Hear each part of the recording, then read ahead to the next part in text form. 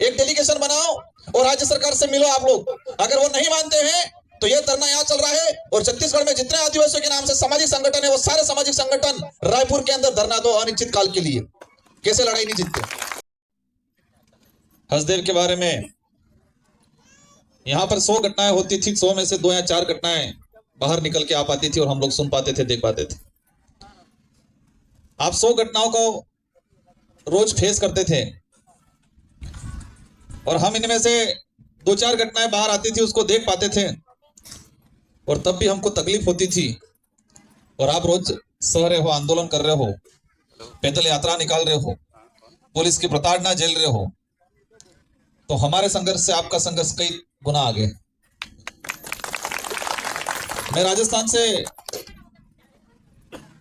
Bhil community का 84 विधानसभा से विधायक हूं और मेरी विधानसभा की जनता ने मुझे वोट दिया है, इसलिए दिया है कि आप पूरे देश के आदिवासियों को लेके, पूरे देश के दलित है, एससी है, पूरा देश के कहीं पर भी कोई भी घटना होती है उनको लेके लड़ाई लड़ोगे, इसलिए मुझे वोट दिया है। मेरे 84 क्षेत्र की जनता ने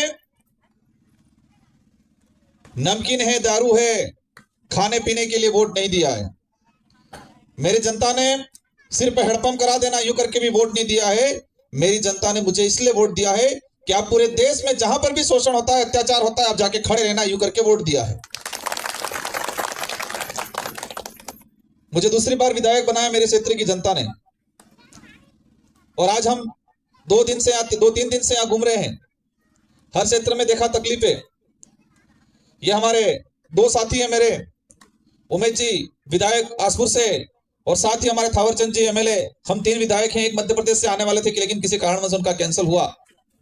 साथ ही मेरे कई साथियों से मैं परिचित नहीं हूं, लेकिन सभी को जो इन आंदोलन का हिस्सा बने हो, जितने जो सामाजिक संगठन के पदाधिकारी हैं, लोकेश्वरी दीदी से भी मेरी बात हुई थी, वो भी पहुंचे, कुछ मीडिया के साथी भी आए।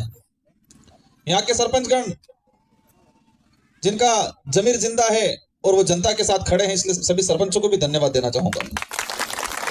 इन सारी माताओं को धन्यवाद देना चाहूंगा कि आप आपके लिए नहीं, आने वाली पीढ़ी के लिए लड़ रहे हो। जो बुजुर्ग है, जो युवा है,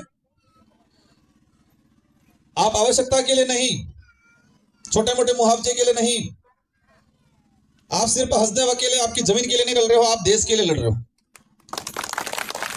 ये लड़ाई सिर्फ आदिवासियों की लड़ाई नहीं है, ये लड़ाई इस देश में रहने वाले प्रत्येक वर्ग के लिए है। क्योंकि हसदेव का अगर ऑक्सीजन जाता है तो आसपास के जितने शहर है, कोई भी वर्ग होगा, हसदेव से निकलने वाली ऑक्सीजन ये नहीं कहती है कि ये ब्राह्मण है, ये पंडित है, या ये राजपूत है, ये जैन है, तो उसको मैं ऑक्सीजन नहीं मिलूंगी, कहती है क्या? तो ये लड़ाई आप अकेले के लिए लड़ रहे हो, पूरे देश के लिए लड़ रहे हो, सभी समाज के लिए लड़ रहे हो। लेकिन दुख की बात यह है कि उन लोगों को समझ में नहीं आ रहा है, सरकार को समझ में नहीं आ रहा है। और इतिहास में भी यही हुआ है। आजादी की लड़ाई भी आदिवासी समुदाय हो, अन्य गरीब समुदाय था, उन्होंने लड़ी थी। और अंत में जब आजादी की लड़ाई में लाखों बलिदान हो गए, बलिदान होने के बाद अंग्रेजों ने हार मान लिया, और उस समय जो शहरों में, बाजारों में रहने वाले लोग थे, भीड़ के आगे इकट्ठे हो गए, आके खड़ा चेहरा दिखा दिया, और आज उनका इतिहास पढ़ाया जाता है कि आजादी उन्होंने दिलाई। जिन्होंने आजादी दिलाई, जिन्होंने बलिदान दिया, उसका इतिहास भी खत्म कर दिया गया है। और आंदोलन में भी यही होता है। लड़ाई लड़ता कोई और है, श्रेय लेने कोई और दौड़ता है। यहां पर जो आंदोलन के बारे में मैं सुना, इसके बाद कुछ और बातें सुनने में आई। आंदोलन को फेल करने की रणनीति में वो लोग सफल होते जा रहे हैं, उसका ध्यान रखना आप लोग। आपस में भिड़ाने का जो चाल है वो चलती है उन लोगों ने, कैसे किसको तोड़ना है वो कर लिया है। लेकिन मेरी बहन और 1-2 साथियों की मैंने जो बात सुनी, मुझे जरूर ये लग रहा है कि आप भले 10 रहोगे या 100 रहोगे, लेकिन आप झुकोगे नहीं और ये आंदोलन आप जीतोगे, ये मुझे उम्मीद है। आपकी सहनशीलता की परीक्षा हो रही है, आपकी धैर्यता की परीक्षा हो रही है, आप संघर्ष कितना कर पाते हो उसकी परीक्षा ले रहे हैं वो लोग। मैं राजस्थान से विधायक को, कई लोग यही कहेंगे कि यहां से कोयला राजस्थान से जा रहा है, और मैं कहता हूं इसका विरोध मैंने राजस्थान की विधानसभा में मैंने किया है कि छत्तीसगढ़ के हसदेव को उजाड़ के, वहां के आदिवासियों को उजाड़ के, वहां के वन्य जीव को उजाड़ के, उनका जीवन खत्म करके अगर राजस्थान के लोगों को बिजली देते हो तो वो गलत है और मैं विरोध करता हूं, ये मैंने बोला। और इस बात का भी कई लोगों ने मेरा विरोध किया। राजस्थान में आज जेल रहे हम लोग, कोई दिक्कत नहीं, हम झेलेंगे। है कई सारे स्रोत, सोलर ऊर्जा से करें, पवन ऊर्जा से करें, और यही राजस्थान का नाम है। लेकिन उद्योगपतियों को सिर्फ फायदा पहुंचाने का काम है, और राजस्थान के नाम से कोयला निकलेगा और इसमें से 50% कोयला प्राइवेट कंपनियों को जाएगा, और वो कंपनियां दूसरी जगह सब बड़ी बड़ी फैक्ट्रियों में बिजली बेचने का काम करेगी। ये लड़ाई बहुत लंबी लड़ाई है, बहुत बड़ी लड़ाई है।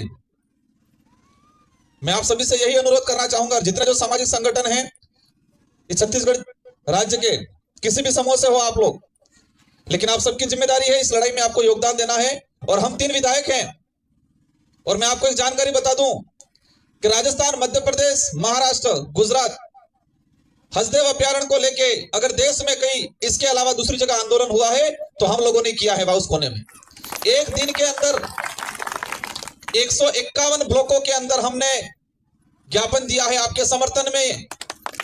हजारों लोग निकले हैं सड़कों पे आपके समर्थन में। आप ये सोच रहे हो ये 20-25 महिलाएं बेटी, ऐसा नहीं है। हमारे क्षेत्र की भी बहन बेटी आपके लिए सड़कों पे निकली है, और जरूरत पड़ेगी तो वो दोबारा निकलेगी। ये पूरे देश में चल रहा है। जो लोग मानवतावादी हैं, अगर दूसरे समाज का, किसी भी समाज का है, वो भी आपके समर्थन में खड़ा है आज। और अवश्य आप डटे रहना। केंद्र बिंदु यहां है, और केंद्र बिंदु कमजोर हो जाएगा तो मजा नहीं आएगा। केंद्र बिंदु भले 2 जने रहे, बिकने वाले बिक जाए, लेकिन एक दिन उनकी पीढ़ी, आने वाली पीढ़ी उनको जूते मारेगी, देखना जो बिक रहे हैं। और जितने सामाजिक संगठन के पदाधिकारी, उन सारे पदाधिकारियों से अनुरोध करूंगा, आप सबका संगठन होगा सर्वोपरि, कोई दिक्कत नहीं, लेकिन यह मुद्दा उन संगठनों से सबसे बड़ा सर्वोपरि। कोई किसी भी पार्टी से होगा, कोई दिक्कत नहीं, लेकिन पार्टी से महत्वपूर्ण यह मुद्दा है। यहां के पेड़, यहां के ऑक्सीजन, पार्टी देख के ऑक्सीजन नहीं देती है कि ये कांग्रेस का इसलिए इसको ऑक्सीजन नहीं मिले, होता है क्या? इसलिए लड़ाई हमारी सबकी है। आप सबको तरीके से लड़ना है और हम पूरी मदद करेंगे। और मैं आज इस कार्यक्रम के माध्यम से छत्तीसगढ़ के जो नेता है उन नेता को कहना चाहूंगा, और मैंने सुना पिछली बार कुछ लोग कह रहे ये कांग्रेस ने किया, कुछ लोग कह रहे बीजेपी ने किया, और मैं कहता हूं दोनों ने मिलकर ये काम किया है। अभी भी वक्त है। ये 3-4 गांव वाले विरोध नहीं कर रहे, पूरा देश विरोध कर रहा है। और छत्तीसगढ़ के सारे नेताओं को कहना चाहूंगा मैं, अगर आपका जमीन जिंदा है, आप सच में राज्य प्रेमी हो, जनता के हितैषी हो, देश प्रेमी हो, तो इस आंदोलन में साथ दे। और एक बात मैंने आज ज्ञापन में मैंने पढ़ा कि हमारा देश लोकतांत्रिक है, हमारे यहाँ विधायिका होती है, और छत्तीसगढ़ की विधानसभा में प्रस्ताव लिया गया है कि इसमें कोई खनन अब नहीं होगा, और आज इसका भी अवहेलना, मतलब छत्तीसगढ़ की विधानसभा के अंदर जो प्रस्ताव लिया गया है उसका भी अवहेलना हो रही है। न्यायालय ने भी इसको लेके कोई फैसला सुनाया है। इसका मतलब यह हो गया कि ये हसदेव खतरे में नहीं है, हसदेव के साथ संविधान भी खतरे में है और देश भी खतरे में है, लोकतंत्र भी खतरे में है। हसदेव अकेले की बात नहीं रही है, यहाँ के आदिवासी के अकेले की बात नहीं रही है, संविधान की बात रही है, देश की बात रही है।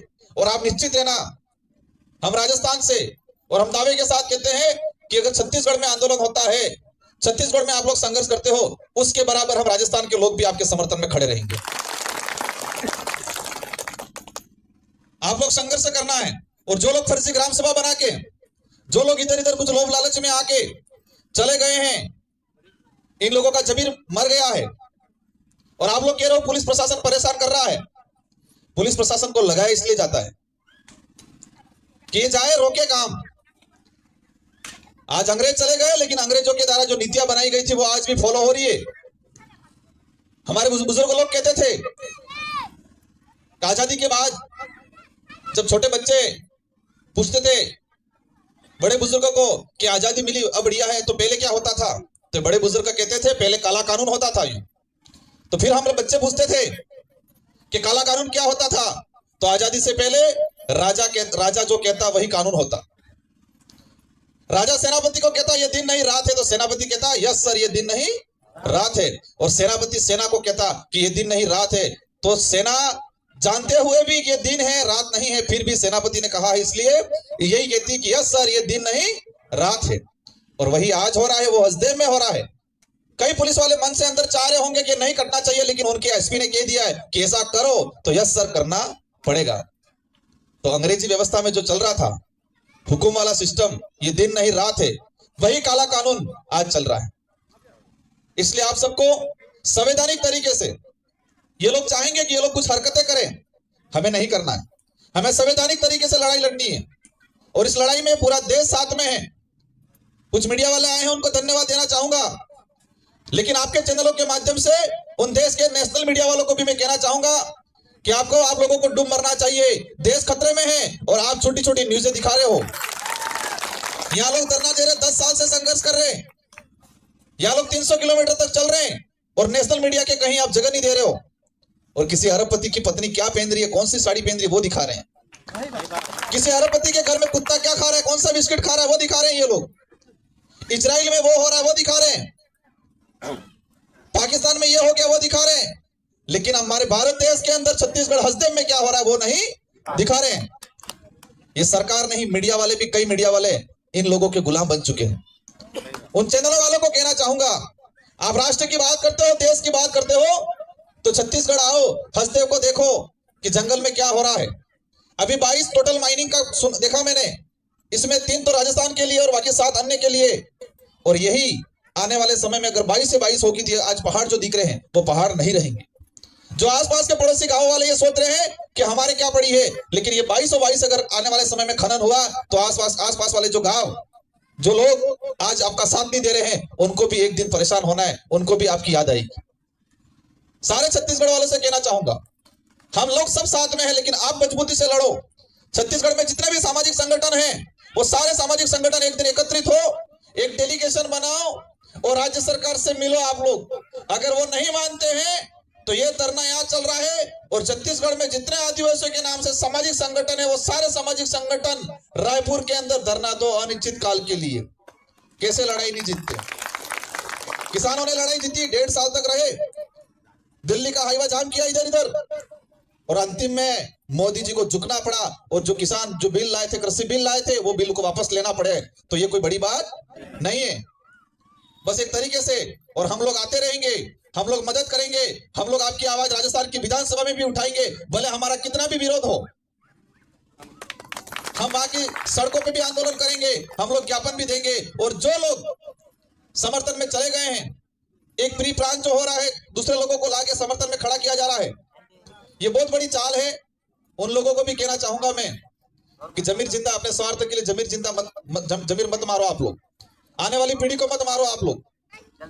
और हम 3 विधायक हैं, आप विधायक या नेता मत समझना, हम इस समाज के और इस देश के सेवक हैं, और इस हिसाब से यहाँ पर आए हैं हम लोग। और आप लोगों को भी आने वाले समय में आपके लिए लड़े, आपके साथ आके बैठे, ऐसे एमएलए को चुन के भेजो। तो आपको आंदोलन नहीं करना पड़ेगा, वो विधायक करेगा। आपको यहाँ आवाज नहीं उठानी पड़ेगी, वो विधायक विधानसभा में जाके उठाएगा। ऐसे विधायक, ऐसे एमपी को आप चुन के भेजो, क्योंकि लोकतंत्र है, लोकतंत्र में मत का महत्व है, और इसको लोकतंत्र की कुंजी कहा जाता है। इसलिए समय आने पे इसका सदुपयोग करो। कौन सही है, कौन गलत है, कौन हमारे लिए लड़ेगा, ऐसे लोगों को, ऐसी पार्टी को चुनने का काम करो, ताकि आपको इस तरह परेशान नहीं होना पड़े। इन्हीं शब्दों के साथ आप सबको धन्यवाद। सारे सामाजिक संगठन हैं, सारी हमारी माताएं बहनें हैं, इन माताओं बहनों का जो संघर्ष देख रहा हूं, आपके संघर्ष के सामने हमारा संघर्ष कुछ नहीं है। आप लड़ो, हम लोग साथ में हैं आपके साथ। यहाँ कुछ अन्याय होगा, हम राजस्थान, मध्य प्रदेश, गुजरात, महाराष्ट्र, हर जगह आंदोलन करेंगे, आप निश्चित रहना। इन्हीं शब्दों के साथ सबको धन्यवाद, आभार, जय जवान। देखो देखो कौन आया, देखो देखो कौन आया, आदिवासी से। देखो देखो कौन आया, आदिवासी से। अदानी कंपनी वापस जाओ, वापस जाओ, वापस जाओ, अदानी कंपनी वापस जाओ, वापस जाओ, वापस जाओ, अदानी कंपनी वापस जाओ, वापस जाओ, वापस जाओ।